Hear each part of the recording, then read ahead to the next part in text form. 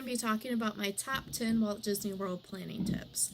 Now, there is a lot of information out there, so I'm going to try and give you guys the basic information that you're going to need to be thinking about when you plan your Walt Disney World vacation. You're going to want to do your research. You're going to want to familiarize yourself with the resorts and the parks and really what Walt Disney World has to offer in a general sense. That way you would be able to narrow down what your family would enjoy the most. Now, I have seen a lot of clueless people on our various vacations. They might be looking for something at the Magic Kingdom that's actually at Epcot. They might even be looking for something that's not even at a Disney park, that might be at a Universal park. So make sure you know what you are doing. Now, with Walt Disney World, it's a little bit different than some of the other theme parks out there. There's a lot of theme parks that specialize more in your roller coasters, and for those theme parks, you can pretty much just walk by and be able to kind of tell what the ride is and if that's something you would be interested in. A lot of the Walt Disney World rides are either completely indoors or partially indoors. For instance, Splash Mountain. Everybody knows Splash Mountain. Everybody knows the drop of Splash Mountain. There's a lot more to that ride than just the drop. That's actually a long ride. So with a lot of the rides, you're not necessarily going to be able to walk by and know exactly what it is. So you're going to want to know what attractions each park has to offer. I always try to tell people to stay on site. You are definitely going to want to stay at a Walt Disney World Resort hotel if your sole purpose of being in the Central Florida area is to go to Walt Disney World. If you do plan on doing a lot of activities that is not on Disney property, say you're planning on going to Universal several days or whatever else you might be doing, and only say a couple of your vacation days will be spent at Disney, staying on site might not be the best idea for you. However, if you are planning on definitely either your entire vacation will be spent at Disney or a good portion of it will be spent at Disney, definitely stay on site. There are various perks of staying on site, and it's going to make it worth it for you. One of the perks of staying on site is Disney's Magical Express. This is a free shuttle bus service that takes you from the Orlando International Airport right to your Walt Disney World Resort Hotel. They also have a luggage service along with the Magical Express service. You don't have to use the luggage service if you don't want to. You can take your bags with you, and you can still use the shuttle bus, but the luggage service is a really nice thing to do, in my personal opinion at least. You will receive tags in the mail, and you just stick the tags directly on the bags that you would like to check at the airport. You check them at the airport, and then once you do get to Orlando, you do not have to go to the luggage claim. You go directly to the Magical Express line, hop on a bus, and get to the resort. You don't have to worry about your bags. Disney will be taking care of that for you. They will put them directly in your room for you. Generally, that takes several hours to get there. If you fly in the morning, don't expect your bags until mid to late afternoon. So make sure that you have everything with you that you're going to need for that day, just in case. However, these bags will show up in your room later on in the day. It's a really nice thing. The theming of the Walt Disney World Resort hotels are really nice, and they do definitely help keep you immersed in the whole Disney experience throughout your entire trip. The proximity of these resorts to the parks obviously cannot be beat. If you're staying off-site, there's definitely a difference in timing of how long it's going to take you to get back and forth between your hotel to the parks. And if you do plan on going back, say in the middle of the day to take a swim or a nap or something like that, you will definitely like staying on site much better. It's not going to take you nearly as much time. Extra magic hours are one of my personal favorite reasons for staying at a on-site resort hotel. On various days, the parks will be open either prior to the regular park opening or after the regular park opening, only to people staying on site. This is a fantastic reason to stay on site. The crowd levels are going to be generally much lower than midday. you will be able to get more done during these extra magic hours. My favorite extra magic hours would be the evening ones. We really haven't done the morning ones. We're not morning people.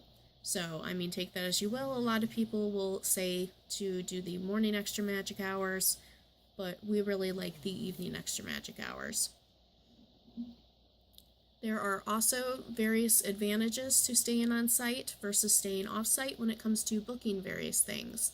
The advanced dinner reservations and FastPass Plus, you do get different advantages over those not staying on site. With the FastPasses, you are able to book those 60 days in advance. If you are staying off site, it's half the time. You only get 30 days in advance to be able to book those. Now, with the dining reservations, it's a little bit hard to explain, but basically you can book both, whether you're staying on site or whether you're staying off site. You can book at the 180-day mark. However, if you are staying on site, you are able to book your entire vacation's worth of dining reservations at that 180-day mark. So it's basically, say you're staying for 7 days, it would be 180 days plus 7.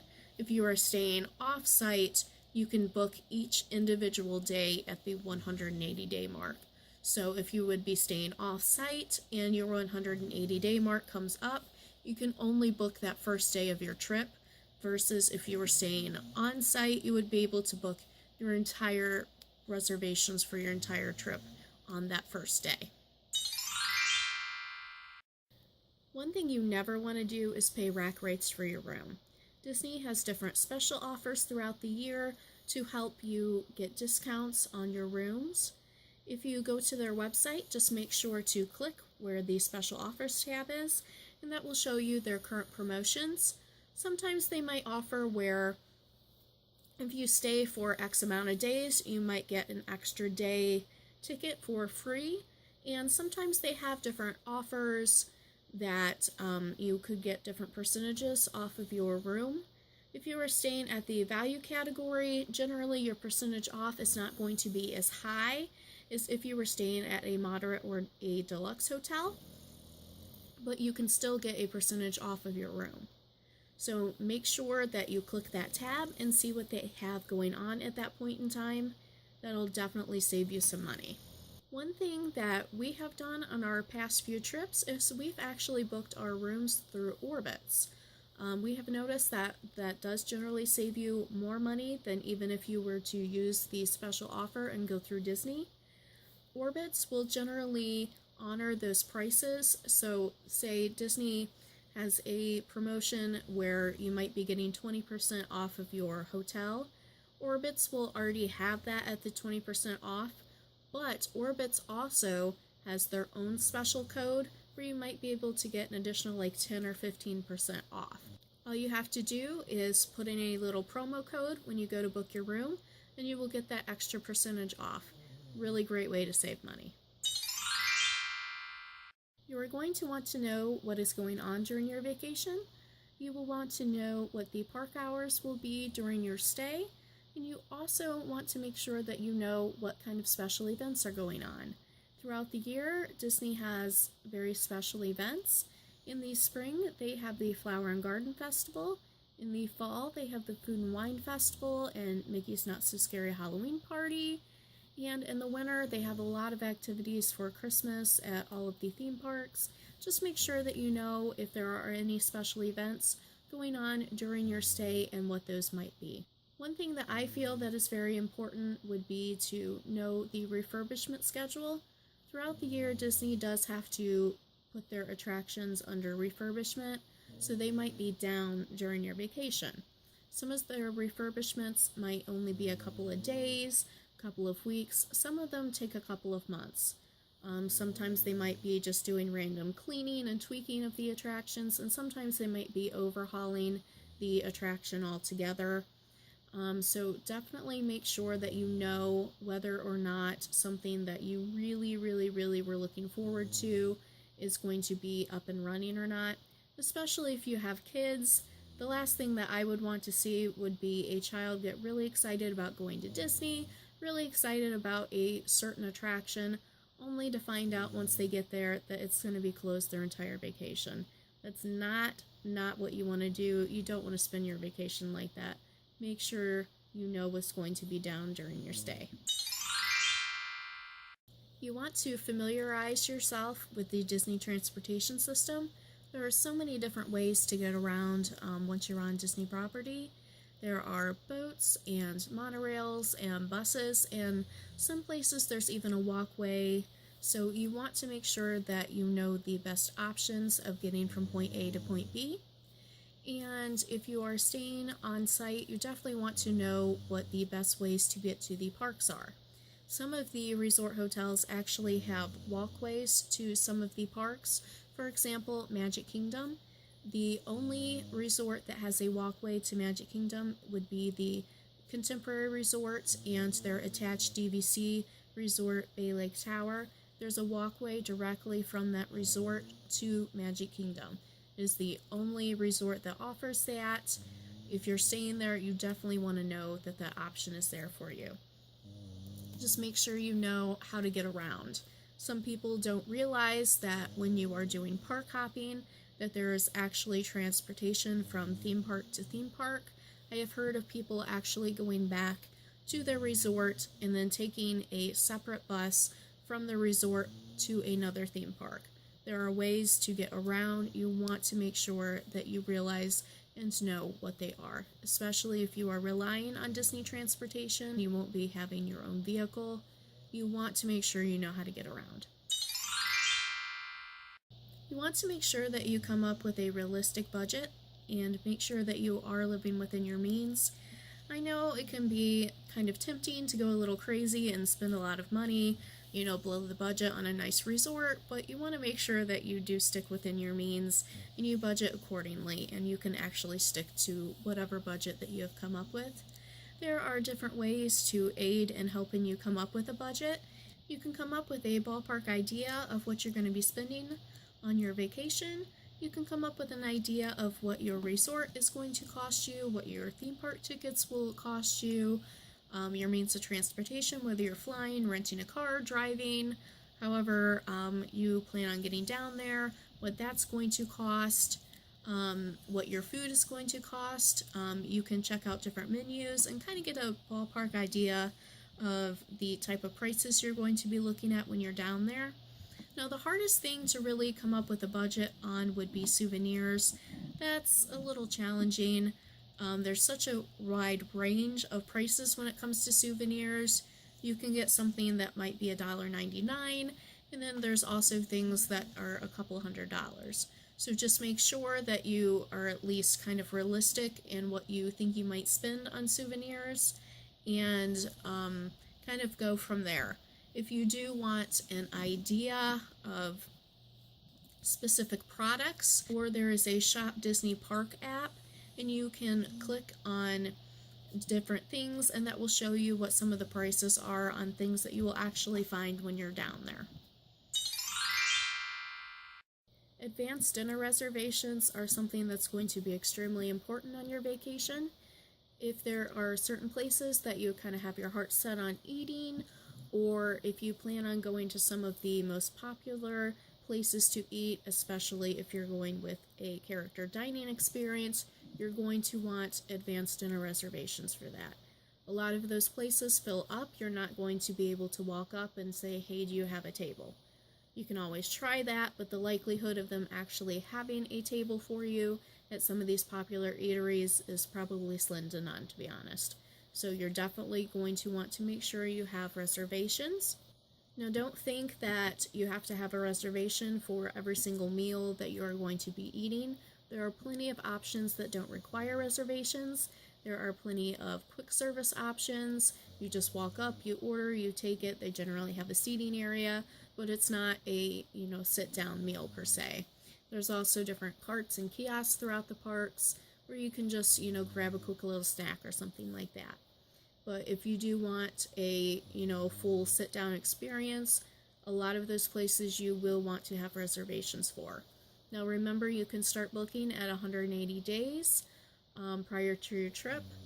If you are staying on site, you will be able to book your trip in its entirety at that 180-day mark versus if you are staying off-site. So just keep that in mind. Disney's FastPass Plus is one of the greatest things that they have come up with. It is a way to keep your place in line while you can go and enjoy things. You book your FastPass for a certain time frame, you go enjoy the parks, you go have fun, and you can come back during your time frame and ride your ride. It's a great way to do things. You definitely want to learn about FastPass Plus and make sure that you use this. It is a free thing. It comes with, just going to a Disney theme park. Make sure you use it. You are going to very much so be happy that you did. Essentially what you do is you book your FastPasses through the My Disney experience. Make sure you have that set up prior to your trip. That way you can book them in advance. If you do not set that account up prior to your trip, there are different ways you can do it while you're in the parks. There's different kiosks and stuff like that you will be able to book these, but you might not be able to get the time frame that you want or some of the attractions that you want on that given day. So it's really best to book them in advance. You can pre-book up to 3 FastPasses per day. Now the first 3 FastPasses that you book, they do have to be at the same Disney theme park. However, once you use those first 3, you are able to get additional FastPasses one at a time, and those can be at any park of your choosing. It could be at that same park, or if you did want to park hop to a second park, you can then use those FastPasses at that next park. Now when you go to use your FastPass, you will see 2 different lines. There will be a standby line and a FastPass line. You just go into the FastPass line, and your wait is going to be significantly shorter than the standby line. This next tip might seem kind of like a random one, but it's something that I feel is extremely important. When you do plan your vacation and you are starting to think about what you will be taking on your vacation, you want to make sure that you are taking comfortable clothing and really comfortable shoes. This is Florida. If you are going in the summer, it gets hot. So you want to make sure that you are wearing breathable, comfortable clothing, and you want to make sure that you are dressing appropriately for whatever season you are going. Summer's just an example. When we did go in the winter, in the afternoons, it was still kind of on the hot side, so tank tops and shorts or capris was nice for the afternoon and stuff like that. Once evening hit, some of the evenings I still might have been okay in that kind of attire. Other evenings, a pair of jeans and maybe a cardigan sweater or a hoodie or something like that was a little bit more appropriate. So just make sure that you are mindful of the weather when you are going to be down there, and make sure you dress appropriately. And you also want to make sure that you have comfortable broken-in shoes. I cannot stress this enough. I have feet problems, so this is an extremely important thing to me, at least. One thing that I actually do is I try and take multiple pairs of shoes, and I kind of switch back and forth from day to day. It does seem to help aid in my feet aching when I do kind of switch back and forth. So it's something you might want to think about trying. Most importantly of all, don't stress. You do not need to be an expert on Walt Disney World in order to plan a vacation. You just need to know the basics. You need to remember that this is vacation, and you just need to have a good time. Have a nice time when planning your vacation. Have a nice time when you're down there. Don't stress. Okay guys, so that would be my top 10. Now, I know on some of these points I did kind of gloss over and really didn't go in great detail. And I did that because I just wanted to give you guys the basics. In the future, I will have videos on some of these points going into greater detail. But until then, see you later, guys.